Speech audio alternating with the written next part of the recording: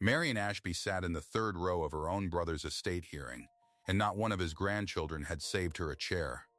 She found her own seat. She'd brought a folder no one asked to see. She held it on her lap with both hands, the way you hold a thing you've decided to keep quiet about. She did not raise her voice. She hadn't raised it in 68 years, and she wasn't going to start in a room like this one. Preston stood at the front. 11 relatives, 2 lawyers, a pot of courthouse coffee going cold on the side table. And he looked at his great-aunt, and he said it out loud so the whole room could hear. "Aunt Marion, this is a legal matter. You filed papers for a living. You didn't own anything." Nobody argued with him. That was the part that stung. The silence just sat there, and the silence counted as agreement. Marion opened the folder. Inside was a single page, a photocopy. In the corner, a purple ink stamp, a book number, a page number, a date. She slid it face down across the table. She didn't explain it. She just let it lie there. If you've ever been the quiet one everybody in the room decided already didn't matter, this story is for you. Before we go further, do me a favor. Subscribe so this channel can keep telling these. And comment the county you're watching from. I want to see how far this one travels. Now, let me take you back, and let me show you what was on that page. Harlan Ashby farmed 84 acres outside Belhaven, in Calder County, Ohio. He farmed them for 40 years. Corn, mostly, some soybeans when the price was right. His wife passed a while back, and he stayed on that land alone, because leaving it never occurred to him. His last 2 years were expensive. Care, hospital, a stack of bills that came to $61,000. And the family talked about that stack more than they talked about him. You could hear it in how they said his name toward the end, like he'd cost them something. Marion was his younger sister.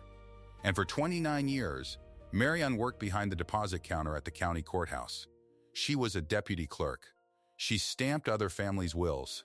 She logged them, filed them, deposited them, and handed people a receipt, and most of those people never learned her name. That was fine. She never needed them to. Here's the thing about Marion, though. She visited Harlan every Thursday. Rain, snow, didn't matter. She'd bring him a thermos and sit on his porch and let him talk about the weather and the market and the neighbor's fence.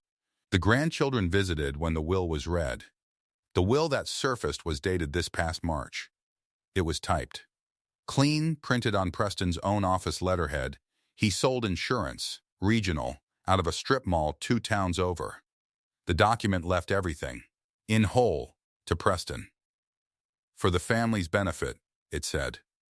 Harlan's signature was at the bottom, shaky, the hand of a man near the end. No witness lines were filled in, no affidavit attached, but it read modern. It read confident.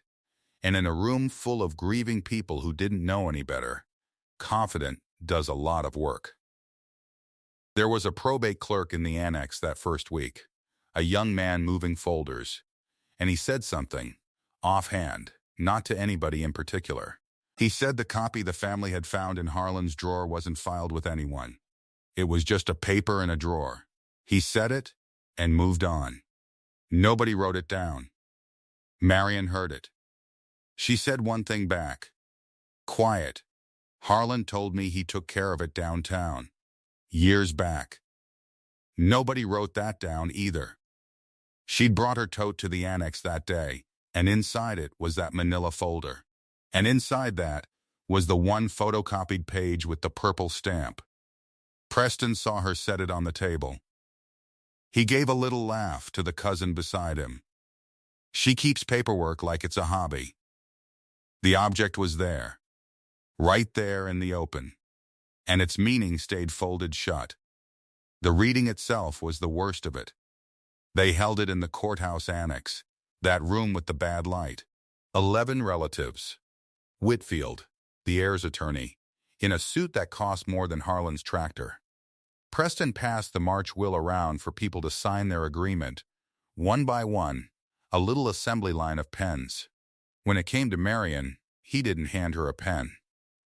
Aunt Marion, he said, you filed papers for a living. You didn't own anything. Down the table, Danny looked away. Danny was 38, one of the granddaughters, and she looked at the window instead of at her great-aunt, and that was its own kind of answer. Marion said nothing. She closed her folder.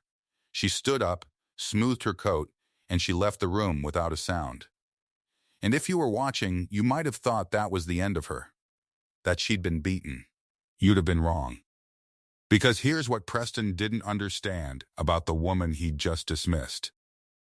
Marion had spent 29 years learning exactly how a will lives or dies in Calder County. She knew the ledgers by their spine colors. She knew the shelf they sat on. She could tell you the deposit process in her sleep, and some nights she probably did. A few days later, Danny came to find her. Guilt does that. It sends the wavering one looking for the person they let down.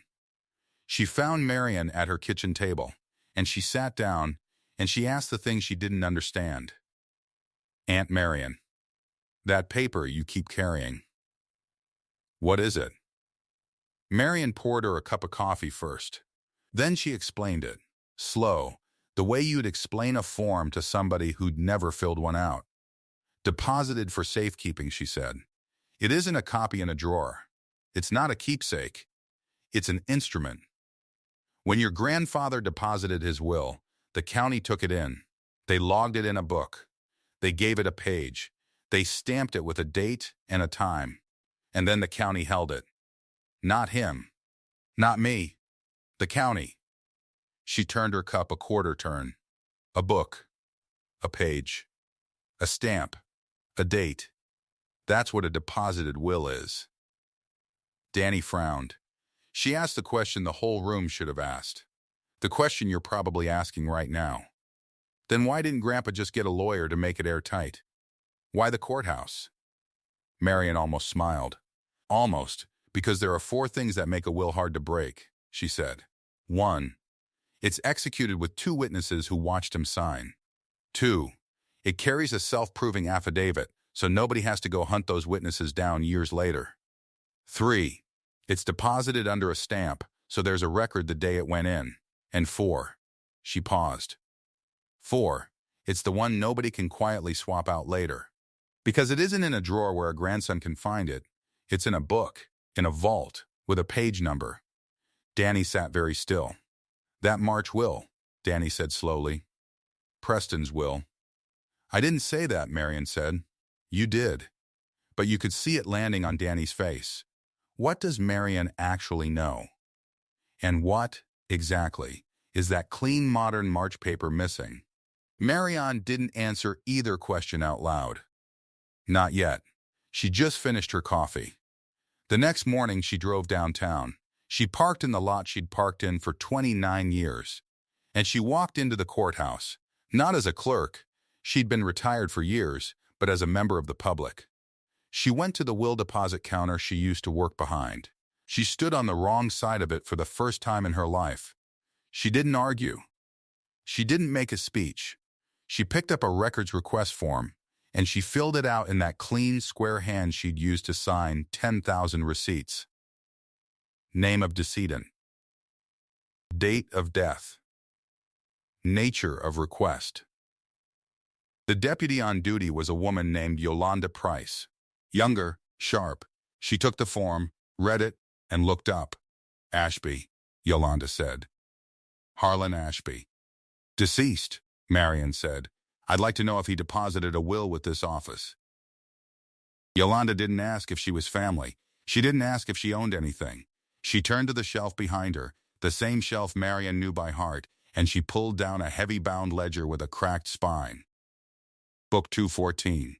She set it on the counter and started turning pages, and the record moved. Not on the family's word, not on Preston's letterhead. On Marion's request, filled out in Marion's hand, at the counter Marion used to keep. Yolanda's finger stopped on a line. She went quiet.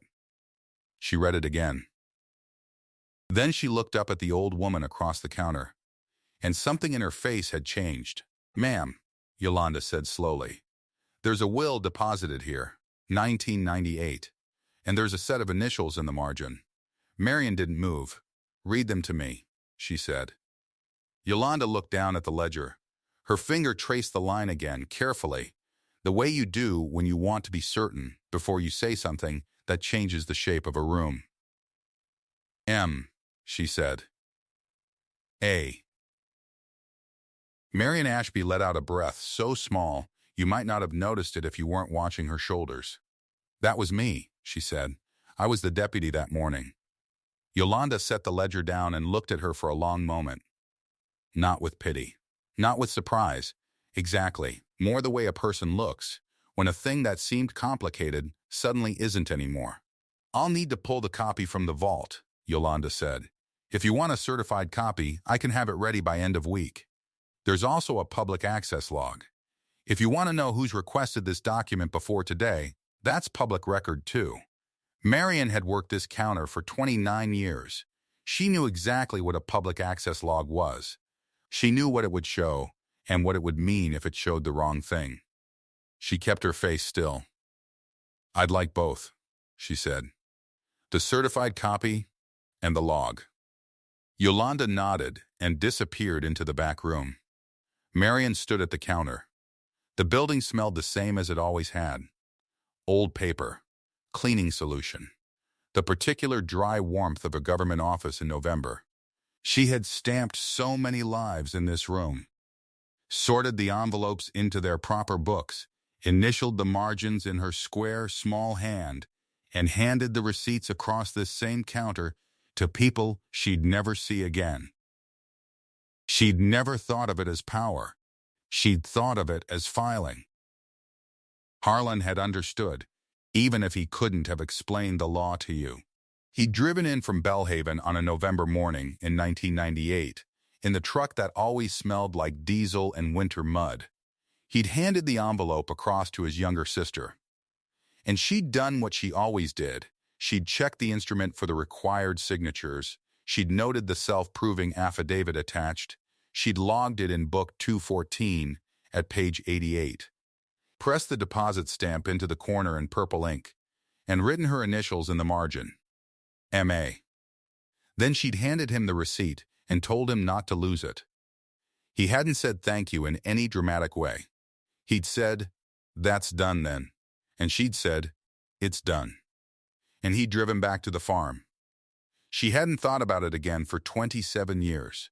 Yolanda came back with a manila envelope and a printed sheet.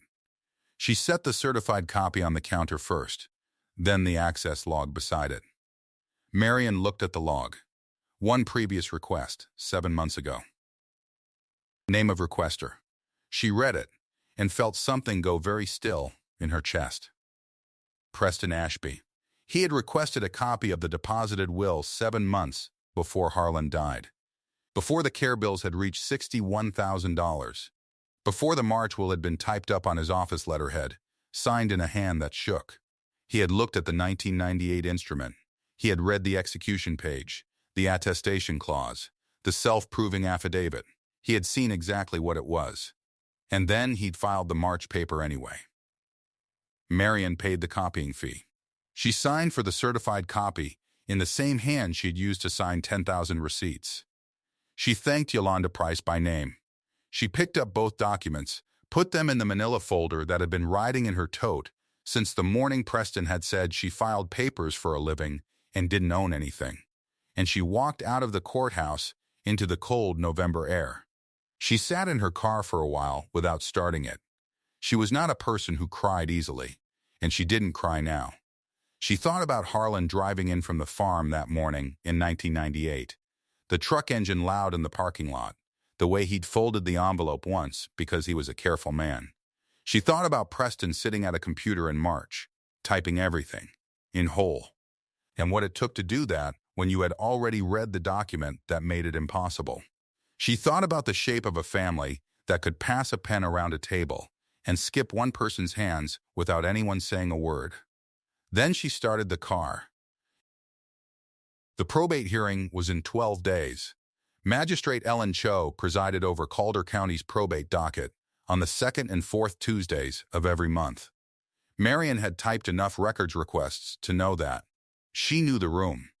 She knew the rail where the clerk stood to read documents into the record. She knew the particular acoustics of that courtroom, the way sound traveled under the high ceiling, how a voice read from a document in the clerk's own vocabulary landed flat and factual and completely unanswerable, digit by digit. Book 214. Page 88. Recorded the 9th of November, 1998. She had 12 days. She didn't need them to argue. She didn't need them to convince anyone of anything. She needed them only to let the record exist, certified and stamped, in the right hands, in the right room, on the right Tuesday. Preston would have Whitfield.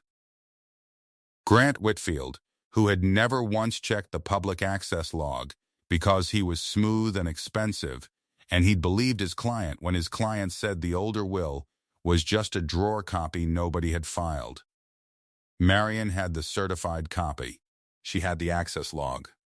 And she had the initials in the margin of Book 214, page 88, which had been there since a November morning in 1998 and would remain there long after everyone in that courthouse annex was gone.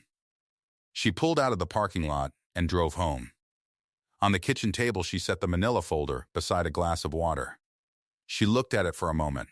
Then she went to make dinner, because it was nearly 6 o'clock, and she was not the kind of person who forgot to eat. 12 days is a long time when you know how it ends and nobody else does. Marion kept her Thursday. Harlan was gone, but the habit wasn't. She drove out to the farmhouse, checked the pipes, swept the porch. The 84 acres sat quiet under a gray sky. She did not gloat. She was not built for it. Then the second Tuesday came. The probate courtroom in Calder County has tall windows, and that morning it was raining. Marion arrived early. She sat in the front row this time, not the third, with the manila folder square on her lap. The same 11 relatives filed in behind her. She heard them settle. She did not turn around. Preston came in with Grant Whitfield. Whitfield had a leather folder and a good watch, and the easy walk of a man who had never once been surprised in a courtroom. Preston sat beside him. He glanced at Marion, then looked away, the way you look away from a chair nobody needs. Magistrate Ellen Cho took the bench at 9. She had reading glasses and a flat, careful voice. She did not waste words. Whitfield stood first. He always would. Your Honor, this is straightforward. The decedent, Marion Ashby, executed a will this past March. It leaves his estate, in whole, to my client, Preston Ashby, for the family's benefit. A later will revokes an earlier one. The March instrument is the last word Mr. Ashby spoke on the matter. For one beat, it landed. That's the thing nobody tells you. The truth doesn't always sound louder than the lie. Sometimes the lie is smooth and expensive, and it fills the room first. Cho looked at the March will. She turned it over. She turned it back. Mr. Whitfield, she said, was this will properly executed? Whitfield paused. Just a half second. But Marion had watched men stand at her counter for 29 years, and she knew the shape of that pause. It was signed by the decedent, Your Honor. That isn't what I asked.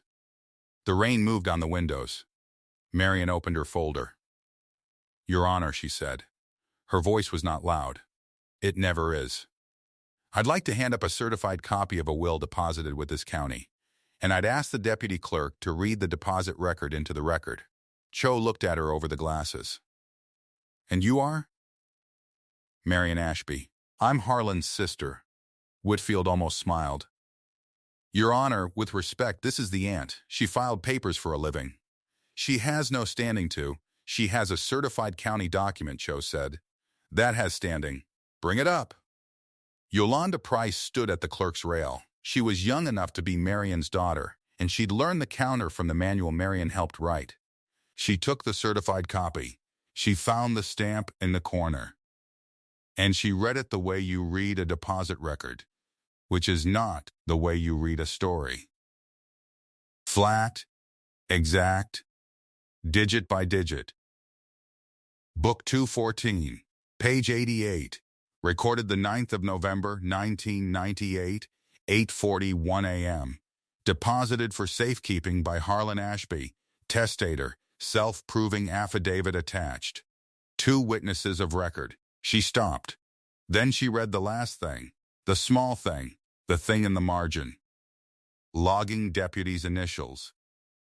M. A. Cho looked up. The room did the thing rooms do when the floor shifts under them. A small sound. Chairs, breath, Marion stood. I stamped it, she said. November of 98. I was the deputy that morning. My brother came to the counter and deposited his will, and I logged it and I initialed the margin. Because that was my job. Those are my initials. I've been looking at that handwriting for 68 years. It's mine. Nobody had saved her a chair once. Now the whole room was turned toward her. Whitfield recovered fast. He was paid to. Your Honor, even so, a will from 1998 is 30 years old. The March instrument is newer. Newer controls. Mr. Whitfield, Cho took off the reading glasses. A newer will controls only if it is a will. Show me the execution page of the March instrument. He turned to it. Marion already knew what he'd find, because she'd known for 12 days. And really, she'd known the moment Preston slid her a document with no pen. There were no witness signatures. The lines were blank. There was no attestation clause. There was no self-proving affidavit. It was a piece of paper on office letterhead, signed by a sick old man in a shaky hand, and witnessed by nobody at all. There are no witnesses, Cho said. It was not a question. Whitfield said nothing. He had nothing. He closed the leather folder, quietly, the way you close a door on a room you're leaving for good. That's when Marion said the line, not to Preston, to the room. A newer will beats an older one, but only if it's a will. This one was never executed.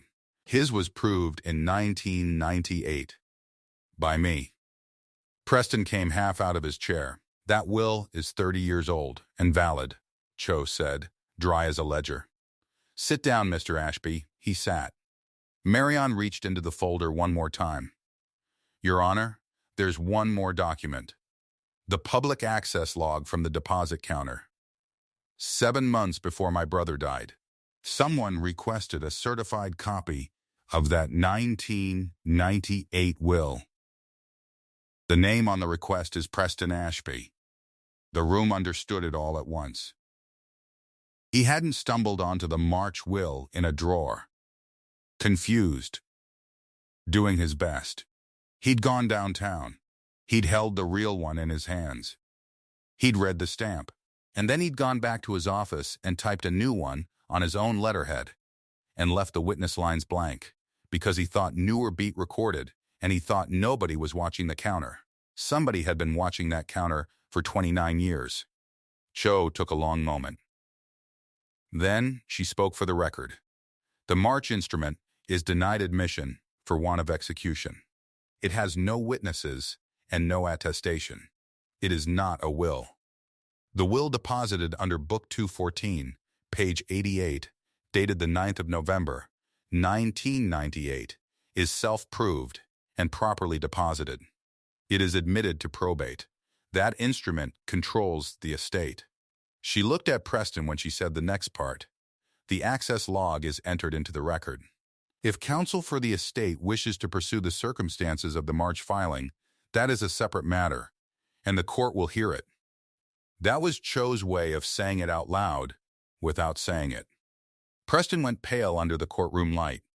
Marion did not smile. She closed her folder. She sat back down. But before she did, she turned. Once, and found Danny.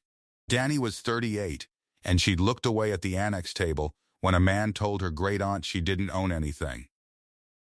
Now she turned fully in her seat. She didn't look away. She met Marion's eyes and held them, and something in her face was doing the arithmetic it should have done months ago. It wasn't hostile. It was the only recalculation in that room that wasn't. Marion gave her the smallest nod, the kind you give across a counter when the paperwork is finally in order. Then she gathered her things, because it was done, and she was not the kind of person who lingered. 6 months later, the porch light at the Bellhaven farmhouse comes on at dusk, because Marion sets it to. The 84 acres are leased now to a young neighbor family with 2 kids and a beagle, and they farm it the way Harlan did, careful and unhurried. The house is kept exactly as the 1998 will said it should be. That was all Harlan ever wanted. He trusted the boring, correct thing, and the boring, correct thing held. Marion sits at the kitchen table most evenings. On the shelf behind her sits the old rubber deposit stamp from the counter downtown. They let her keep it when she retired. The ink is long dry. She keeps it the way some people keep a photograph. Preston sold his boat to cover Whitfield's fee. That's the whole sentence. There isn't more to it. And Danny drives out on Thursdays now. She brings coffee. She sits on the porch and asks Marion about the old days at the counter, and Marion tells her, because someone finally asked. Here's the thing I want you to take from this. People will decide what you know before they ever ask you. They'll look at the quiet one in the third row and count the silence as agreement. Let them. The paper doesn't need your voice. It just needs a stamp. If you want your own wishes to hold, really hold, against the confident and the smooth and the ones already spending your things, do the boring version. Execute it with 2 witnesses. Get the self-proving affidavit. Deposit it somewhere official, under a stamp, and then forget about it. Let it sit in a book on a shelf for 30 years. Paper outlives the people who ignore you. Go deposit yours. And if this one traveled all the way to your kitchen table tonight, comment your county. I want to see how far it went. The farmhouse smells like dry wood and old coffee and something faintly mineral, the way places do when they've been lived in honestly for decades. Marion doesn't rush to fill the quiet. She never did. She pours from the pot she made at 4:30 and sits with both hands around the mug, and the stamp on the shelf catches the light the way it always does at this hour. That particular slant of evening coming through the west window. Ink long dry. Edge worn smooth where a thumb pressed it 10,000 times. She doesn't look at it the way a person looks at a trophy. She looks at it the way you look at something that simply told the truth and kept telling it. There's a sound from the lane, tires on gravel, a door, the specific unhurried footstep that belongs to someone who's been here before and knows they're welcome. Danny comes in without knocking now. That started maybe the 3rd or 4th Thursday. Marion noticed and said nothing and put out a second mug. Danny sets the coffee on the table, a paper cup this time, gas station, steam still working its way out of the little hole in the lid. She pulls the chair out across from Marion and sits the way young people sit when they're not quite comfortable but want to be, forearms on the table, not leaning back. Cold out, she says. November, Marion says, as if that's the whole explanation. It is. They sit with it a moment. Through the kitchen window the leased field is dark, the neighbor family's equipment shed visible at the far edge where Harlan's tree line starts. 2 kids and a beagle, like Marion said. You can hear the beagle some mornings if the wind is right. Danny wraps both hands around her cup. She does that the same way Marion does, and neither of them has mentioned it. I keep thinking about what Yolanda said, Danny says eventually, reading it out loud like that, digit by digit. Marion waits. Book 214, page 88. Danny says it quietly, not performing it, just remembering. Like it was nothing, like it was just a number. It was just a number, Marion says. That's the whole point. It was recorded the morning of November 9th, 8:41 a.m., and after that it wasn't mine or Harlan's or anyone's opinion anymore. It was the county's record. Numbers don't need anyone to believe in them. Danny nods slowly. There's something she's been working her way toward for a few Thursdays now. Marion can tell. She's learned to let people arrive at their own pace. Did you know? Danny asks. At the hearing, I mean. Before you handed it up. Did you know it would go that way? Marion thinks about this honestly, the way she always answered questions at the counter, not to reassure, not to perform certainty she didn't have, just accurately. I knew what the record said, she says. I knew what execution requires. I knew the March paper had none of it. No witness lines filled, no affidavit, nothing. I knew that a will that isn't executed isn't a will. She pauses, whether Cho would see it the same way, and say it out loud in that room that I didn't know. You can know the right answer and still not know if the right answer will win on any particular day. Danny looks at the stamp on the shelf. Marion lets her look. But it did, Danny says. It did. Outside, the porch light comes on automatically. Harlan set that timer 30 years ago and Marion hasn't touched it. Sees no reason to. Danny's quiet for another minute, and then she says something Marion doesn't expect. I looked away. In the annex. When Preston said that to you, Marion doesn't move, doesn't soften it, and doesn't push it. I know, she says. I wasn't agreeing with him. Danny's voice is careful, picking through it. I just didn't know what to do, and so I did nothing. That's usually how it goes, Marion says, not unkindly, as a matter of recorded fact. Danny looks at her hands. You didn't do nothing. I had a folder, Marion says, and I'd been keeping it for 26 years without needing it. The folder was the preparation. The morning I walked back to Yolanda's counter, that was just filing a form. I filed 1,000 forms. It wasn't brave. She considers a moment. It was familiar. That's the thing nobody writes down about quiet people. Familiar is its own kind of power. 29 years at the deposit counter means you know exactly where the book is, exactly what the request form looks like, exactly how the clerk vocabulary sounds when it's read into a public record. Preston hired a smooth attorney who'd never worked a county clerk's office in his life. Marion was the county clerk's office. That asymmetry was always there. The family just never thought to measure it. Danny stays until almost 8. They talk about other things, the neighbor family, whether the east pasture fence will need work before spring. A television show Danny is watching that Marion has no interest in, but listens to anyway. Because that's what Thursdays are now. When Danny stands to go, she buttons her coat and pauses at the door and looks back once, the way people do when they're about to say something they've decided to say. Thank you, she says, for not making it worse than it had to be. Marion looks at her straight. Harlan kept the farm honest for 40 years.